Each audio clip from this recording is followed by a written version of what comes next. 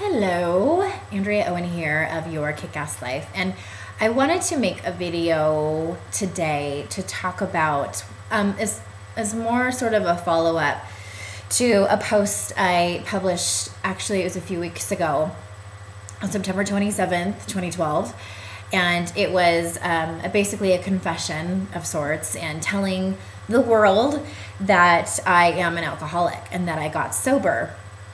I have a year of sobriety as of September 27th. And I wanted to write a follow-up blog post, and I kind of kept putting it off and wasn't really sure what I wanted to say. So I said screw it and decided to just make a video instead. And what I wanted to talk about a couple of things. And the first thing is that I wanted to sort of confess again that my reaction to the impact that I had was sort of I didn't know that it was going to create such an impact. I still live in this world where I feel like only 4 people read my blog. So when I see that so many people have seen it and seen me,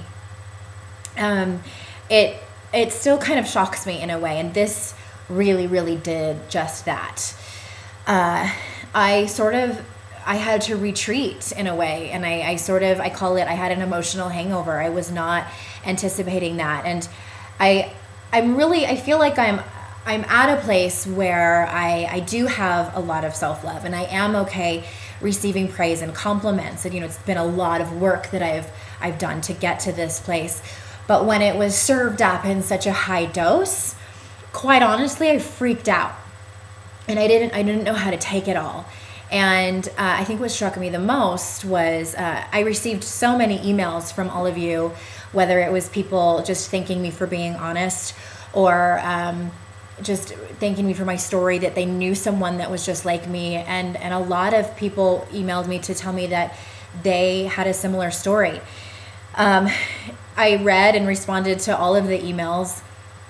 And I think that I just wasn't anticipating the tremendous impact that it had. And it was all really good. I'm very thankful that it was all really good.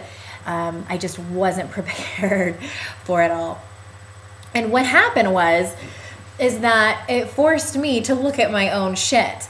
And it's funny how that happens. We have this anticipation of that we're doing something in service of others, and then it sort of like makes the bile come up and come out, and that's what it did for me. And so it just specifically, a couple of people used the word hero, which made me extremely uncomfortable.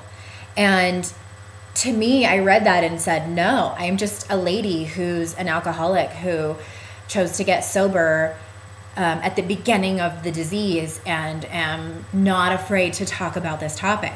So it really had me have to tap deep inside of myself to look at it as it was inspiring other people, is what I'm trying to say. On the topic of alcoholism, I think that there still is so much shame in regards to this topic. I think that especially for women, and especially for mothers, it is even more so. And I feel like it's my mission, if you will, to break that down. And I feel like talking about it is the first step. I've never really been the type of person to shut up about something, especially if it's something I'm passionate about. I've been written up for insubordination jobs. I've been fired for having a big mouth and just speaking my mind when it's not socially appropriate. And so to me, it's not a big deal. But I know to most people, it really is a big deal. And that's okay if that's you. My mission is to just put a face on alcoholism, because it doesn't look like that Skid Row guy. It doesn't look like so many of the images that we conjure up in our mind. And there's a great recovery blog out there called Crying Out Now, cryingoutnow.com, that you can go to if you are someone that still struggles and suffers with this. I I just want to, I want to change this. There's so much shame and, you know, within the anonymity aspect of it. And I don't want to get too much into that, but there's a part of me that feels like, again, I was put on this earth to talk about this and to help people get help for this. I've been on so many runs, and that's usually when I get these intuitive downloads. And so many times I felt being pushed to tell my story and to help other people by telling my story and help other people find other women who have told their stories, whether they're still struggling and trying to get sober, whether they're not sure if they have a problem or not, or whether they are sober and are still in recovery, because it's not just something we check off the list, it's something that we have to think about for the rest of our lives and gain encourage and support from other people. So I know I jumped around a lot in this video, and if you're still with me, thank you. I kind of wanted to put all of my thoughts together over what's been happening over the last few weeks. I haven't blogged since then, which is unusual for me. I haven't really felt inspired to do so, and I never want to write a bunch of crap just to put something up on my blog. So that's where I've been, and I've even taken a break from writing my book. I felt, again, like I was having this just emotional hangover and really trying to give myself permission to be in that space.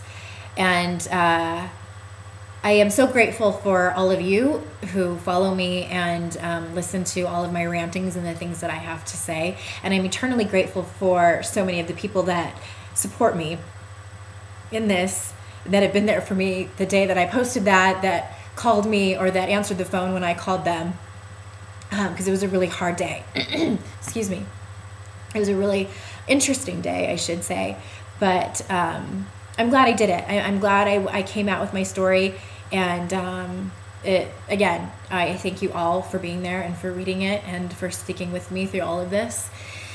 And it's still my mission to help everyone live a kick-ass life, because I think that's what it's all about. I think that's why we were put here.